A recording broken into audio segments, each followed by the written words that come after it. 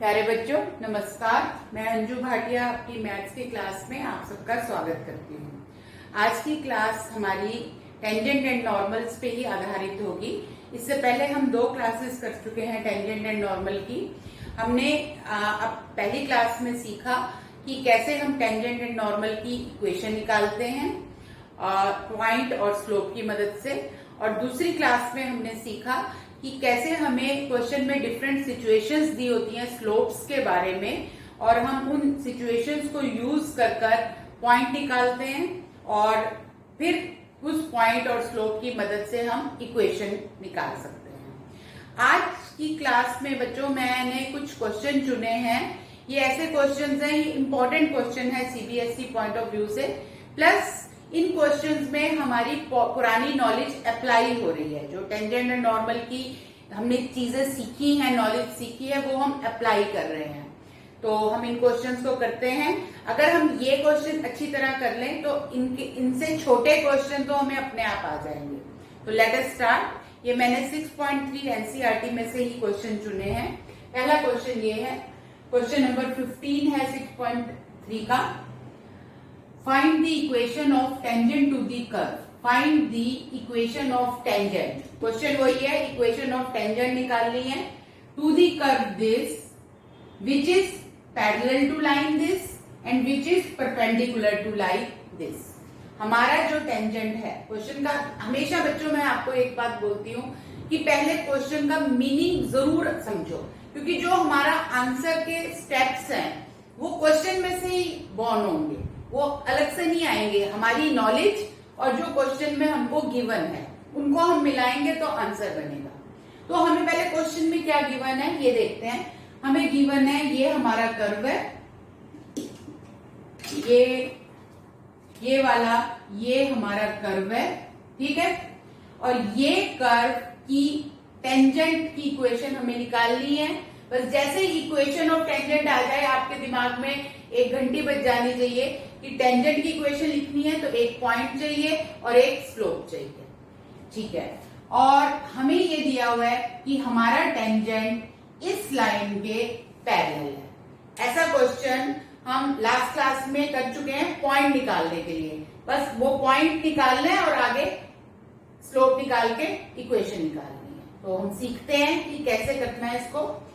अभी B part को मैं रोकती हूँ, अभी मैं ए पार्ट पे ध्यान दे रही हूँ। मुद्दा ये है कि जो टेंजेंट है वो पैरेलल है इस लाइन के। तो जब टेंजेंट इस लाइन के पैरेलल है तो दोनों की स्लोप्स इक्वल होंगी, ये आपको मालूम है। तो लेट अस स्टार्ट। टेंजेंट की स्लोप निकालते हैं, लाइन की स्लोप निकालते हैं, क्योंकि पैरेलल है दोनों इक्वल होंगी। तो स्लोप ऑफ टेंजेंट हो गई बच्चों dy by dx। Slope of tangent is dy by dx। तो हमारा dy by dx यहां से हो गया 2x minus 2। अब लाइन की स्लोप देखते हैं। ये मैंने आपको पहले भी बताया था कि लाइन को हम पहले बच्चों क्या करेंगे, हम y is equal to mx plus c की फॉर्म में बना लेते हैं। तो ये हो गई y is equal to 2x plus 9। तो हमारी स्लोप क्या निकल आई, हमारी स्लोप आ गई x का coefficient this, y is equal to mx plus c। जो x का कोफिशिएंट होता है वो स्लोप होती है। तो स्लोप निकल आई हमारी 2। टेंजेंट की स्लोप 2x माइनस 2, लाइन की स्लोप 2, क्योंकि these two are parallel, therefore their slopes are equal. So 2x minus 2, we can write this line also. Since tangent is parallel to the line, since tangent is parallel to the line, so their slopes are equal.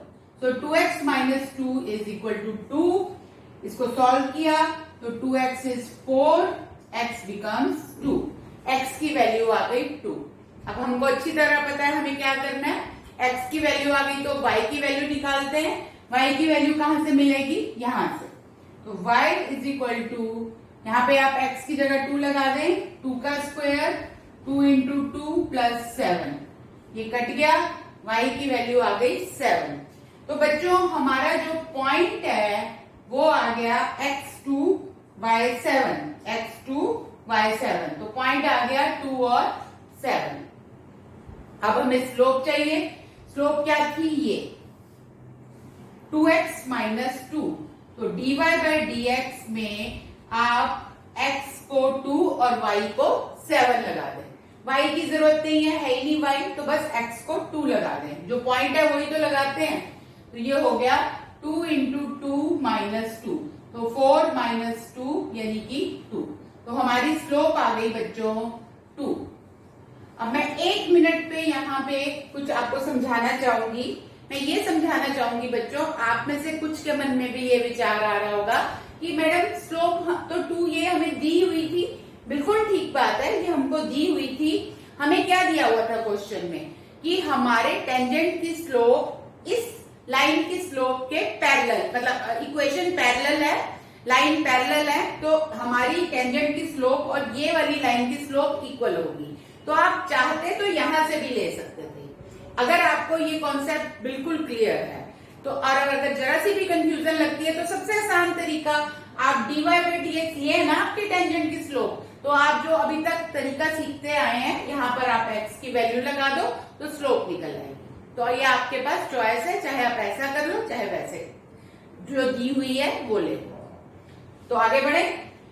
ये हमारा point भी आ गया, हमारी slope भी आ गई, और अब हमको क्या करना है? इक्वेशन निकालनी है टेंजेंट की। उसमें हम माहिर हैं, हमको पता है जो इक्वेशन होती है टेंजेंट की, उसमें वही लाइन वाली इक्वेशन ही होती है, वही formula y minus y1 is equal to slope x minus x1। यहाँ इस क्वेश्चन में नॉर्मल नहीं पूछा हुआ, इसलिए मैं नॉर्मल की कोई बात ही नहीं कर रही, उसकी स्लोप की टेंजेंट है। तो y minus 7 slope is 2, x minus 2, values लगा दी। y minus 7 is equal to 2x minus 4, y minus 2x is equal to 3। ये हमारी बच्चों आ गई इक्वेशन ऑफ टेंजेंट। आगे बढ़ते हैं। अब सेकंड पार्ट की ओर ध्यान देते हैं। हमारा सेकंड पार्ट क्या था? उसमें हमको ये कहा गया था, यही क्वेश्चन था, find the equation of tangent to the curve this which is question में ये लिखा था which is perpendicular to the line 5y minus 15x is equal to 13। अब इसका एक बारी मतलब समझ लेते हैं। हमको ये दिया हुआ है कि हमारा टेंजेंट, इस कर्व का टेंजेंट जिसकी स्लोप, ये स्लोप तो हम 1 मिनट में निकाल लेते हैं ना, ये कर्व है तो स्लोप निकल गई टेंजेंट की 2x माइनस 2। ये हमारा टेंजेंट परपेंडिकुलर है इस लाइन पे। तो अब की क्या होगा बच्चों? स्लोप्स इक्वल नहीं होंगी, बल्कि हमारे टेंजेंट की स्लोप और इस लाइन की स्लोप का गुणा is equal to -1। m1 m2 is equal to -1, क्योंकि हमारी लाइन परपेंडिकुलर है, हमारा टेंजेंट परपेंडिकुलर है। तो ये 2 परपेंडिकुलर लाइंस हो गई, और 2 परपेंडिकुलर लाइंस की स्लोप्स का प्रोडक्ट -1 होता है। तो ये तो हमारी टेंजेंट की स्लोप। अब लाइन की स्लोप निकालते हैं। 5y minus 15x is equal to 13। तो y की वैल्यू निकालनी है हमें। पहले आप 5y की निकाल लो बेशक। तो 15x प्लस 13, ये 5 से डिवाइड कर दिया हमने, तो हमारे पास आ गया y इज इक्वल टू, ये 5 नीचे 5 नीचे, तो बच्चों ये हमारी स्लोप हो गई, यानी कि 3 x का कोफिशिएंट। तो अब की जो हमारी स्लोप है लाइन की वो आ गई 3। Is it okay? अब हमें क्या करना है? अब हमें इस मुद्दे पे ध्यान रखना है। Since tangent is perpendicular to the line, the product of slope is -1। तो टेंजेंट की स्लोप हो गई 2x माइनस 2 लाइन की स्लोप हो गई 3, इन दोनों का प्रोडक्ट आ गया बच्चों -1। इसको सॉल्व कर लेते हैं। 6x - 6 is equal to -1, 6x is equal to 5, x की वैल्यू आ गई 5/6। ये हमने x की वैल्यू निकाल ली 5/6। अब जैसे पिछले पार्ट में किया था और आपको अब ये चीज पता है कि जब x की आ गई तो अब हमको क्या करना है, y की निकालनी है। और y की कैसे निकलती है, कर्व में से निकलती है। तो चलो y की वैल्यू निकालें। y ये है हमारा, y is equal to x², यानी कि 5/6 का square, 2 into 5/6 plus 7। Let us solve it. 25/36, 10/6 plus 7, हम एलसीएम लेते हैं तो ये आ गया 25, 60 और ये आएगा बच्चों 252। 7 को 36 से किया 252, और जब हम इसको सॉल्व करेंगे तो ये हमारी वैल्यू आ जाएगी 217/36। आपको आदत है कि वो कट जाती हैं और इजी हो जाती हैं, तो कोई बात नहीं, कभी ऐसे वाले नंबर भी आ सकते हैं, तो इनको देख के घबराना नहीं है। अब की हमारा पॉइंट हो गया 5/6 और 217/36 x और y की वैल्यू। आगे बढ़ते हैं, पॉइंट निकल गया। अब स्लोप की बात करते हैं। करना क्या है, हमें टेंजेंट की इक्वेशन लिखनी है ना, तो टेंजेंट की इक्वेशन लिखने के लिए हमें स्लोप चाहिए, पॉइंट चाहिए। पॉइंट निकल गया, अब स्लोप की ओर ध्यान करते हैं। यहां पर क्योंकि हमारा टेंजेंट उस लाइन के परपेंडिकुलर था, तो जो लाइन की स्लोप है वो बिल्कुल नहीं है हमारे टेंजेंट की स्लोप। हमारे टेंजेंट की स्लोप तो ये थी 2x - 2। हम यहां से x की वैल्यू डालकर ये स्लोप निकाल लेते हैं। तो ये हम जब x को 5/6 लगाएंगे तो ये आ जाएगी 2 इंटू 5/6 - 2। तो ये आ गया 5 - 3 2 6, एलसीएम ले लिया 3, यानी कि -1/3। तो हमारी स्लोप आ गई बच्चों -1/3। अब हमारे लिए इक्वेशन लिखना बिल्कुल मामूली बात है, हमें स्लोप भी पता है, हमको पॉइंट भी पता है। तो हमारी इक्वेशन हो गई y - y1 is equal to slope x - x1। एक बार ये फॉर्मूला जरूर लिख लेना चाहिए, वो ठीक रहता है, कोई गलती नहीं होती। और इस बात पे भी हमेशा ध्यान रखो, ये y का पॉइंट भरना है यहाँ पे, कहीं आप गलती से यहाँ पे x वाला 5/6 ना लिख दो। ये गलतियां होती हैं, बच्चे करते हैं ये। x - 5/6, इसको कैलकुलेट करते हैं, सॉल्व करते हैं।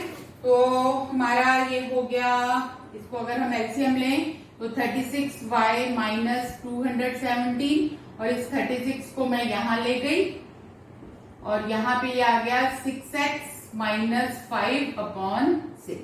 तो ये हो गया 6 6 3 2, तो ये आ गया 36y - 217 is equal to -12x plus 10, 2 5 10। ये हो गया, तो 36y plus 12x is equal to 227।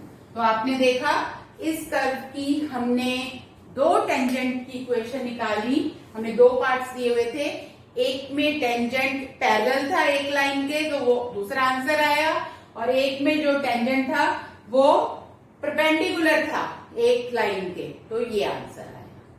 तो दैट्स इट। तो इस क्वेश्चन में हमने अपनी क्या नॉलेज अप्लाई की, हमने ये जो सीखा था कि जब पॉइंट गिवन हो, पहले तो ये निकाला हमने कि पॉइंट कैसे निकालते हैं, स्लोप्स इक्वल करके और स्लोप्स परपेंडिकुलर करके, उसकी मदद से पॉइंट निकाला। जब पॉइंट निकल आया तो वापस स्लोप में x की वैल्यू डालकर स्लोप निकाली, फिर पॉइंट और स्लोप से इक्वेशन ली। Let's move to the second question. जो सेकंड क्वेश्चन है बच्चों, ये भी मैंने एनसीईआरटी में से चुना है। I think it is question number 18। बहुत अच्छा महत्वपूर्ण क्वेश्चन है। क्वेश्चन क्या कहता है, मैं क्वेश्चन लिख रही हूं आप, क्योंकि क्वेश्चन को पढ़ना जरूरी है। For the curve y is equal to 4x³ minus 2x की power 5, find all the points, मतलब आंसर हमारा पॉइंट्स की फॉर्म में आएगा, और एक पॉइंट नहीं, पॉइंट्स प्लूरल, तो कई पॉइंट आएंगे। एट विच, वे सारे point the tangent passes through the origin means 0 0। जैसे मैं हमेशा कहती हूँ बच्चों, पहले क्वेश्चन को समझना जरूरी है। 1 मिनट के लिए समझो। इस कर्व के लिए आप वो सारे पॉइंट बताएं जब हमारा टेंजेंट ओरिजिन से पास कर रहा है। अब यहां पर समझने वाली महत्वपूर्ण बात ये है कि ये जो 0 0 दिया हुआ है ना, ये वो पॉइंट नहीं है जिस पे टेंजेंट बना है, बल्कि ये कोई और पॉइंट है। ये वो पॉइंट ऑफ कांटेक्ट नहीं है, वो तो फाइंड करना है। Find all the points. तो मान लेते हैं लेट दी पॉइंट इज, अभी तो मैं इज लिख रही हूं, वो कई निकल आएंगे बाद में, x1 y1। तो ये वो पॉइंट है जहां पर टेंजेंट बना है। इस बात को ध्यान से समझो। ये वो पॉइंट है जो हम अभी तक पिछले क्वेश्चंस में निकालते आ रहे थे, अभी पिछले क्वेश्चन में भी निकाला था। तो ये वो पॉइंट है।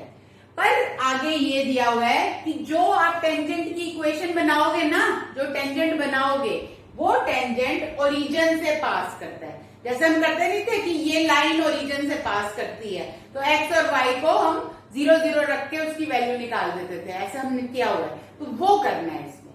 तो लेट अस सी कैसे करना है। जो दिया है वो लेके चलते हैं।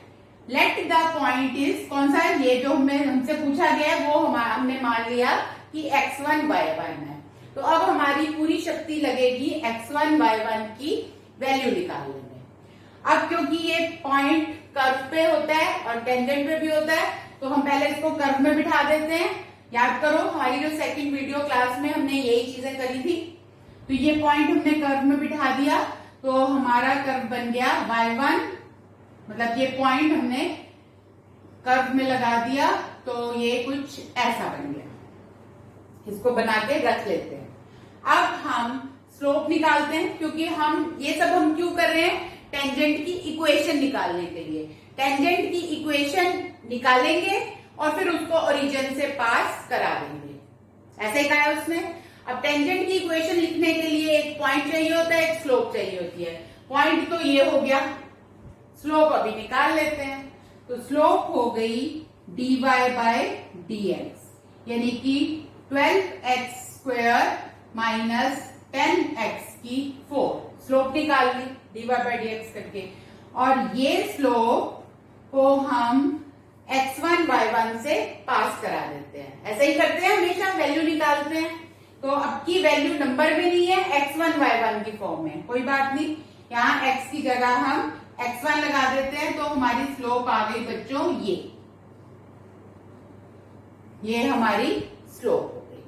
तो ये हमारी स्लोप हो गई और ये हमारा पॉइंट। तो अब हम टेंजेंट की इक्वेशन लिखें। टेंजेंट की इक्वेशन लिखते हैं हम। टेंजेंट की इक्वेशन हो गई बच्चों y minus y1 is equal to slope. ये अब ऐसी है स्लोप, अब ऐसी है, क्या करें, ऐसी हो है, और x माइनस x1। तो ये हो गई बच्चों हमारी टेंजेंट की इक्वेशन। जैसे यहां तक तो अभी हम जैसे हमेशा करते हैं वो करते आ रहे हैं। अब हम अप्लाई करते हैं अपनी नॉलेज। हमने क्या सीखा, क्या दिया हुआ है हमें क्वेश्चन में, टेंजेंट पासिस थ्रू ओरिजिन। तो टेंजेंट पासिस थ्रू ओरिजिन यानी कि 0 0। तो आप इसको 0 0 से पास करवा दें। कैसे पास करवाते हैं 0 0 से, x की जगह भी 0 रख दें, y की जगह। ध्यान रहे x1 y1 की जगह नहीं, x की जगह और y की जगह। तो y की जगह 0 रखा तो ये 0 हो गया, केवल रह गया -y1 और यहाँ पे इस पे कोई फर्क नहीं पड़ेगा। 12x1 square 10x1 4 0 -x1। तो सेकंड गलती यहाँ पे बच्चे करते हैं कि xy की जगह x1 y1 को 0 लगा देते हैं। आपने वो गलती नहीं करनी। ओके, ये हमने ओरिजिन से पास करवा दिया। अब हमारे पास क्या बचा, -y1 इज इक्वल टू ये -x1 12x1 स्क्वायर 10x1 की 4 -1 से डिवाइड कर दिया या मल्टीप्लाई, कुछ भी सोच लो। ये बचा आपके पास।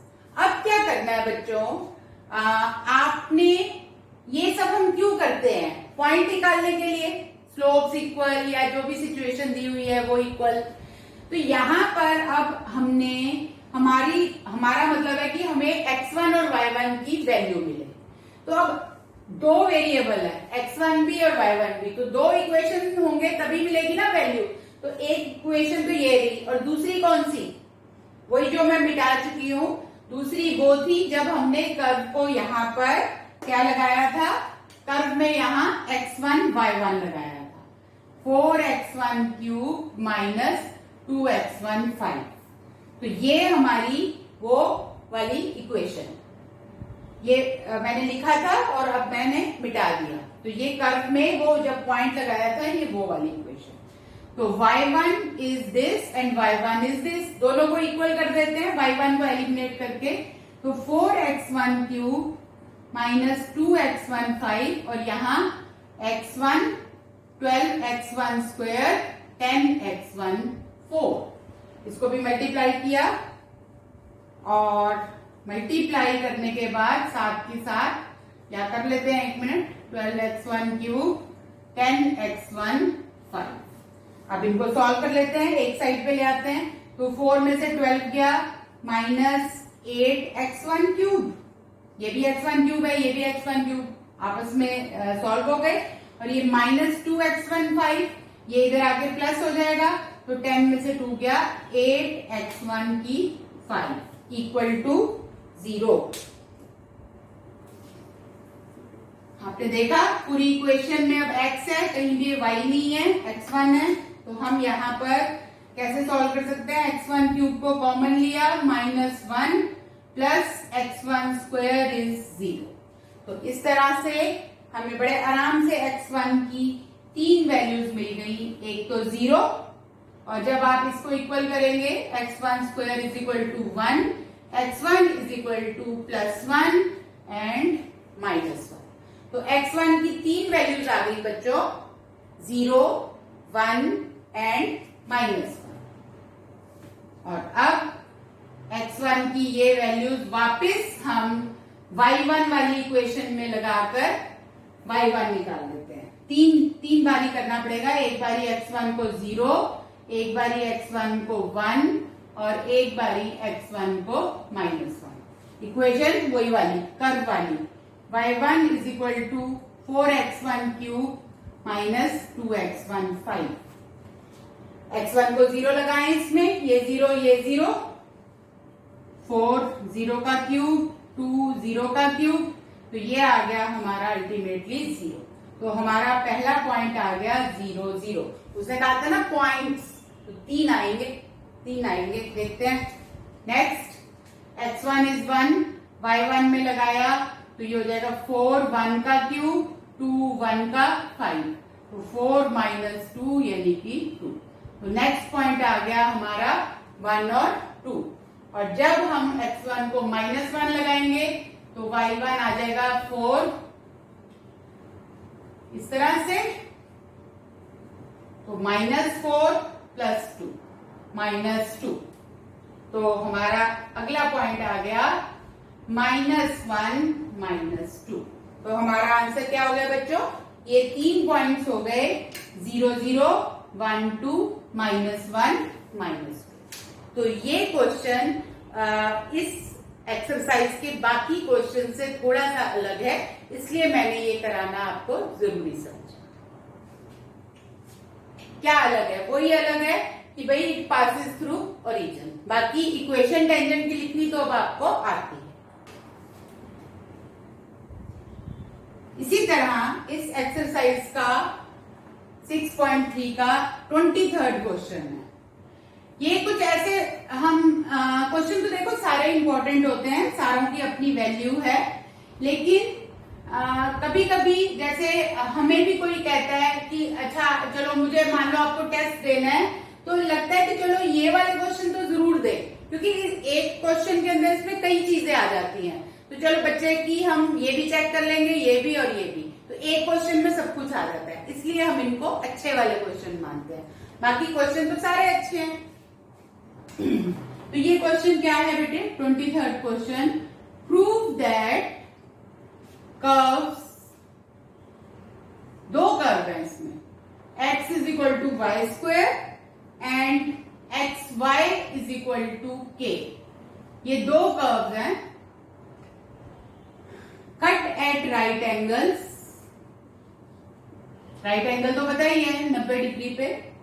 If 8k square is equal to 1, वो कह रहा है प्रूव करो, क्वेश्चन का मतलब समझो, प्रूव करो कि ये दो कर्व एक दूसरे को, कर्व क्या है? ये k कांस्टेंट है इसमें, x is equal to Y square, X Y is equal to k। ये दो कर्व हैं, ये एक दूसरे को 90 डिग्री पे काटेंगे यदि if 8k square is equal to 1। आप देख रहे हैं ये हमें प्रूव करना है, और इसमें कहीं भी एक्स वाई नहीं है। ओके, तो हम क्या पहले क्वेश्चन को फिर से एक बार समझें। दो कर्व हैं बच्चों, और कर्व एक दूसरे को 90 डिग्री पर काट रहे हैं। तो कर्व कैसे एक दूसरे को 90 पे काट सकते हैं? कर्व तो गोलाकार के होते हैं, गोलाई होती है उनमें। तो कर्व एक दूसरे को 90 डिग्री पे काटने का मतलब है कि उनके टेंजेंट एक दूसरे को 90 डिग्री पर काट रहे हैं। ये आपको याद रखना है कि जब हम कहते हैं टू कर्व्स आर ऑर्थोगोनल या they are cutting each other at 90 degree at right angle, that means we have to conclude, हमको ये समझना है कि उनके टेंजेंट्स की बात कर रहे हैं हम, उनके टेंजेंट एक दूसरे को 90 डिग्री पे काटेंगे। तो जब 90 डिग्री पे काटेंगे तो दोनों टेंजेंट्स की स्लोप का प्रोडक्ट -1 होगा, ये हमें मालूम है। तो अब ये कैसे शुरुआत करते हैं मैं बताती हूँ आपको। हम सबसे पहले, हमें ये दो कर्व हैं एक दूसरे को काट रहे हैं, तो किसी एक पॉइंट पे काटेंगे। वो पॉइंट उस कर्व, जैसे मान लो ये दो कर्व है, ये कर्व है, ये कर्व है, 1 मिनट के लिए ऐसे मान लेते हैं। तो ये इस पॉइंट पर काट रहे हैं और हमें प्रूव करना है ये 90 डिग्री पे काट रहे हैं। तो इसका टेंजेंट ऐसा, इसका ऐसा, ये इनमें 90 का एंगल बनेगा। ऐसा है कुछ सिचुएशन। तो ये जिस पॉइंट पे काट रहे हैं हम मान लेते हैं let the point of intersection of both curves is x1 y1। ये वो पॉइंट जहां पे दोनों कर्व एक दूसरे को काट रहे हैं, मैंने बच्चों उसको x1 y1 मान लिया। अब ये पॉइंट x1 y1 जहां पे ये काट रहे हैं, और मैं इसको निकाल भी सकती हूँ, या आप 10th से लेकर करते आए हैं कि दो पॉइंट का इंटरसेक्शन, दो लाइंस का इंटरसेक्शन निकालना। तो ये दो कर्व्स का इंटरसेक्शन कैसे निकलेगा? आप यहां पर एक की वैल्यू निकालो। पहले तो ये पॉइंट इस कर्व पे भी लाई करता है, इस कर्व पे भी, तो इसका मतलब x1 is equal to y1 square, ये हो गया, और x1 y1 is equal to k। तो जो x1 की वैल्यू है y1 स्क्वायर, वो मैं यहाँ पे लगा देती हूँ। इंटरसेक्ट जो कराना है तो एक की वैल्यू दूसरे में लगा देते हैं। तो x1 की वैल्यू मैंने यहाँ पे लगा दी, ये देखो x1 की वैल्यू y1 स्क्वायर है, ये वैल्यू मैंने x1 की जगह लगा दी। मैं क्या कर रही हूँ? पॉइंट ऑफ इंटरसेक्शन निकाल रही हूँ कर्व्स का। तो ये आ गया y1 cube is equal to k, that means y1 is equal to k की 1/3। ये y1 की वैल्यू निकल गई। अब मैं यहां लगा दूं ये वैल्यू k की 1/3 और बाहर है स्क्वायर, तो x1 की वैल्यू आ गई बच्चों k की 2/3। तो इसका मतलब जो हमारा पॉइंट ऑफ इंटरसेक्शन था वो हो गया k की 2/3 और k की 1/3। ये जो हमने x1 y1 पॉइंट माना था पॉइंट ऑफ इंटरसेक्शन, वो हमने निकाल लिया। एक काम हमारा हो गया, हमने point of intersection x1 y1 निकाल दिया। एक काम हो गया। अब क्या करना है, अब हम उस पर फोकस करते हैं कि ये दोनों कर्व एक दूसरे को 90 डिग्री पे काट रहे हैं, तो दोनों की स्लोप्स का प्रोडक्ट -1 होगा। तो दोनों की स्लोप्स निकाल लेते हैं, इसकी भी और उसकी भी। x is equal to Y square, slope निकालते हैं 1 2y dy बाई dx। तो dy बाई dx इसकी स्लोप आ गई बच्चों 1/2y। और किस पॉइंट पे, वो x1 y1 पे। तो मैं यहां पर ये सॉरी इधर नहीं, इधर हम ऐसे लिखते हैं ना x1 y1। तो x1 y1 पे इसकी स्लोप हो गई 1/2y1। x तो है नहीं, y की जगह हमने y1 रख दिया। हम ये भी रख सकते थे, वो थोड़ा सा कॉम्प्लिकेटेड होगा, ये एंड में रख देंगे, रखने को रख भी सकते हैं, कोई बात नहीं है। अब यहां पे आई x y is equal to k, product rule लगेगा, तो 1 into Y x dy by dx और k का डेरिवेटिव हो गया 0। तो यहां से dy बाई dx की वैल्यू निकालें, तो वो dy बाई dx की वैल्यू आ जाएगी -y/x। ये y उधर गया और x नीचे, -y/x। और अब आप इसमें क्या करेंगे, -y/x में वही x1 y1, क्योंकि उस पॉइंट पे निकाल दिए ना हमने स्लोप, तो ये आ गया -y1/x1। ये हमारी निकल गई इस कर्व की स्लोप, और ये है इस कर्व की स्लोप। और क्योंकि ये दोनों एक दूसरे को 90 डिग्री पे काट रहे हैं, तो इनका प्रोडक्ट होना चाहिए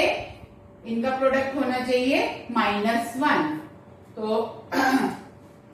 m1 m2 is equal to -1। ये हमारी m1, ये हमारी m2,